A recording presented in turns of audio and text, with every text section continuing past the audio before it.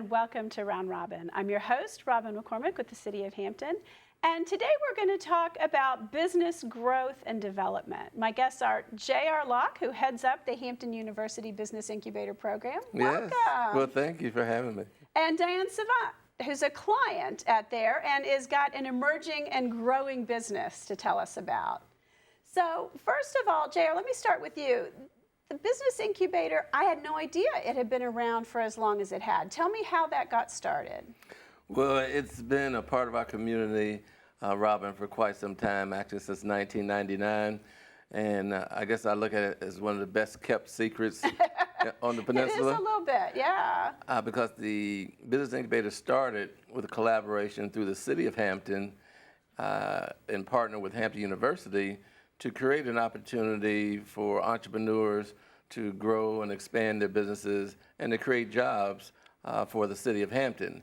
And they were fortunate to receive a grant through the Department of Commerce back in 1999. When there was federal money giving When there was federal money available, right? Right. Because it seems like most of that money has dried up. But it launched the Hampton University Business Incubator, and it's really a great resource for business owners who want to strengthen their skills and becoming better business owners. So did it have initially, I mean, I know that using Hampton University is, there's so many resources there that you can pull from, but was it designed for students or just the entire community or both? Well, actually, it was designed primarily for entrepreneurs from the community who wanted to get mentoring and have resources to start their businesses, because oftentimes for most small business owners, you know, money and capital is one of the largest challenges. Yes. And so coming into an incubation program, the benefits are so large that you have an opportunity to get, in addition to office space, you have access to office equipment like copy machine, fax machine, you know, Wi-Fi, internet. And so those are costs that small business owner does not have to incur when they can come into a facility that has those types of equipment available. See, I'm thinking that, you know, 15, 16 years ago, most of the people starting up businesses were, you know, maybe our age, or y'all's age. You're probably younger than me. But now I think so many kids in high school, in college, are becoming entrepreneurs that generation is more geared toward it. They're more ready. They are more risk takers. You know, I would think you'd see a real variety of people walking in your door. Well, we do, and the timeliness of that's an excellent point that you're making is really good, because we actually are in the process of launching an entrepreneurship club at Hampton University. And the idea is to help those students who already have businesses. And I was surprised when we launched our first meeting last month. We have about 25 to 30 students who are interested in the entrepreneurship club, and many of them already have businesses. Shoot, and if you throw in the ones who have nonprofits, I mean, I've talked to one of your students who's written a book and who's raising money and doing a lot of, you know, fundraising research, and it's you know, that generation, and especially, you know, the kids at Hampton are pretty on the ball. Yes, they are. Yes, they Even are. among their generation. So I would think that would be a very, very rich opportunity. Well, the collaboration that we're creating is having those students have the opportunity to get hands-on experience by working with small businesses like Diane, where they can bring their fresh energy and fresh ideas, you know, to the business sector. And in addition to that, they have that hands-on experience. So if they want to travel the entrepreneurship route or even go the traditional route of getting out of school and finding a job, they have the opportunity to put that on their resume to say, I've worked with a small business and helped them grow and develop. So you get people like Diane a little bit of free assistance. Absolutely. Tell us about your business and how you ended up at the HU Incubator. Healthcare Training Solutions specializes in training individuals who want to get started in healthcare. Some of the individuals may go on to higher learning nursing school, become RNs, LPNs, or RNs, but they're a great segment that will remain as aides. And as you said earlier, there is a great need for caregivers. 75% of the elderly industry individuals require some kind of a care assistance. Oh yeah, whether it's a residence care facility or whether it's in-home care. I mean, I can just imagine that the need for trained people is exploding right now and will continue to. And the majority of the need is in-home care. More of us want to be independent as long as we possibly can. I And think to stay at it's a home. baby boomer hallmark. Yes, right. We want our own lives. We want to do it our way. Absolutely. And with just a little bit of help, you can stay home and stay independent. So how did your business come about? This is you did the stable employment route before you became an entrepreneur. I right? did. I've been a registered nurse for 22 years, and the majority of that time was spent in surgical intensive care. And in 2007, That is an intense field. it is Oh an my intense gosh, Diane. field. I was an ICU nurse in New York City, and that was at a level 1 trauma center. It was a lot of fun. It was very intense. Learned a lot. I bet. And when I moved to Virginia, I started a home health care agency, and I ran that for a number of years. And that's where I met JR while I was running a home health care agency. And but in the last 3 years, I have decided to restructure. And so instead of providing the caregiving, I am training individuals because there's a need for highly motivated, well-trained individuals to provide this care. You can't run the agency if you don't have the trained folks Absolutely. you can employ or contract with. So what helps you about the HU Incubator? How did you're experienced at running a business already, so I'm going to guess that you came in a little better prepared than some of your other clients. But this was a new field for you. It was new, and the incubator provides great support. The fees that are charged is much less than the market rate, and that was a great help. So it's the office space that you're talking about, and the office equipment, and Yes. the physical needs of Absolutely. the business. Okay. Got a professional location. I've got a professional office. I have classroom space. There is Absolutely important. And in Yes. your previous business, maybe you could do more out of your home. Yeah, well, I had an office in my previous business, but I've got much more square footage from the incubator. And there's a receptionist there that answers the phone all the time. And my mail is delivered whether I'm there or not. And I got the support of JR. I've got the workshops that are brought into. We have monthly workshops at the incubator.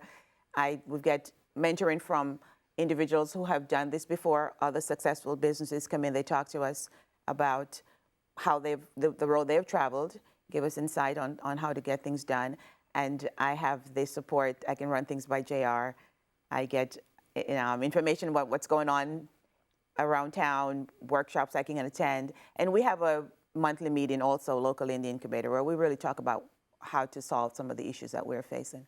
So in addition to the physical needs of your business, you've got a lot of education, support, just sharing. I mean, sometimes just talking it out with somebody is probably a huge help. And that's one of the biggest values, I think, Robin, you can say about incubators. But I recently returned from the Virginia Incubation Association conference just Monday in Charlottesville. And there is a conglomeration of business incubator managers across the state of Virginia who we come and talk about best practices and how things got started and how things are going in our facilities. And so we're able to bring that information back to our respective incubator clients and give them that knowledge on how they can grow and enhance their business. And most people, they learn of the incubator because they say, well, man, they have really cheap office space. And so I quickly try to... It does meet that immediate need, it does, right? but I quickly try to let them know that this is more than about office space. We have a program that's designed to help you become a better entrepreneur because you probably know, 80% of all small business owners fail in the first 3 to 5 years. And so our effort is designed to reduce that number and give that business owner the skills that they can expand and grow their business beyond the 3 to 5 year period. So why do you think 80% fail?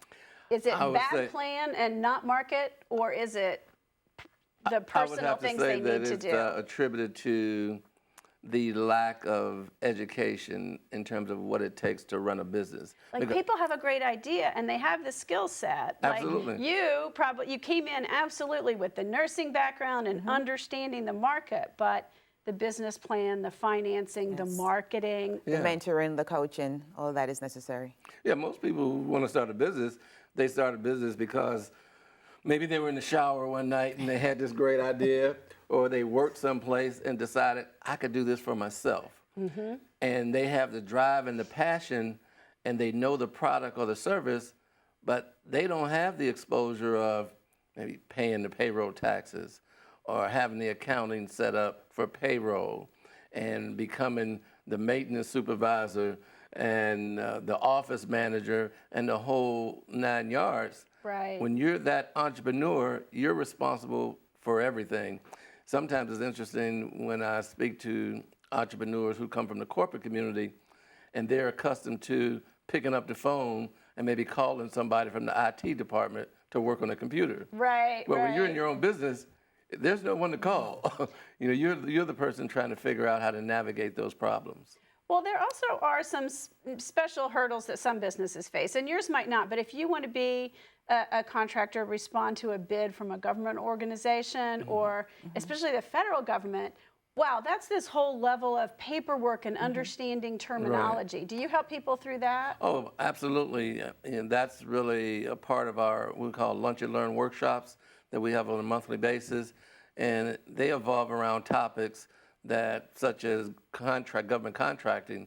And we have one coming up on the 19th of November where 3 subject matter experts, one individual has their own business and does a lot of government contracting, and another individual who worked with the General Services Administration who actually receives a lot of RFPs and bids, and they're going to be able to talk about maybe some of the pitfalls on why companies don't get their bids selected for government contracting. That's great. So we do have those monthly Lunch and Learn workshops that gives those business owners that experience and hearing from people who are in those respective fields.